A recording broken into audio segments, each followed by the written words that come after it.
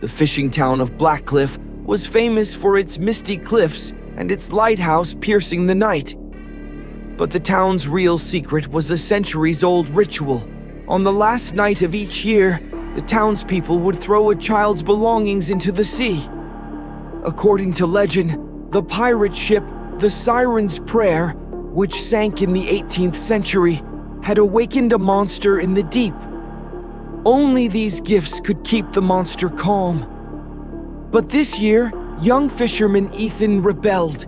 He refused to throw his little sister, Mia's belongings into the sea. "This is not a curse. It is a folly born of fear," Ethan shouted at the town council. "I will not sacrifice Mia to this justice." "If you refuse, we will all die," said Mayor Thomas in a voice as cold as ice. But Ethan did not listen. That night, he set sail for the open sea in his boat, Sea Reaper. He was determined to take Mia away from the town. But the sea suddenly fell deadly silent. The waves stopped. The sky was covered in a greenish haze. Then, a huge rotting ship rose from the water. It was the Siren's Lament.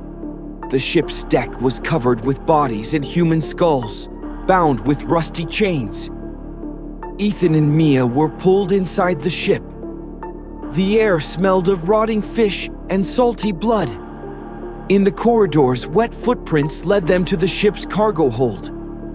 There, in a room lit by green light, they found a diary wrapped in seaweed. The diary belonged to the ship's captain, Edward Vane. "The monster has found us. It has torn our bodies apart, trapped our souls in the ship. It sleeps deep in the sea, but when it wakes, it will devour everything." As Mia turned the pages, the ink in the diary mixed with the water, and red seaweed began to spread on the walls. Suddenly, the cabin door slammed shut. Salt water began to seep through the walls. As Ethan tried to break down the door with a hammer, Mia screamed, "Brother, look behind you!" A human-shaped creature covered in scales had appeared in the water. Its face resembled a portrait of Edward Vane, but its eyes were completely white. "You forgot to give me a gift," he growled. "Now, I will take your body." Ethan took Mia in his arms and jumped off the ship. In the water, the reptile-like hands tried to pull them away.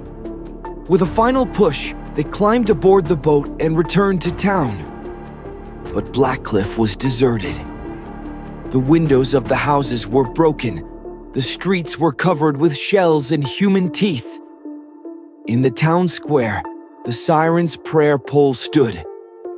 Hanging from the pole were two seaweed statues bearing the faces of Ethan and Mia. "Look," Mia whispered. Standing on top of the lighthouse was Mayor Thomas, but he was no longer human. His body was covered in shells. His eyes had turned into white fish eyes. "You will all be part of him," he howled. Ethan and Mia escaped. But the next morning, the boat's engine broke down. A green mist surrounded them. Out of the mist, a decayed ship's silhouette emerged. The ship flew a black flag, with Ethan's face drawn on it. From that day on, Blackcliff disappeared from maps. But fishermen still report hearing a voice say, "Where's the gift?" on foggy nights, and seeing human-shaped creatures on the shore.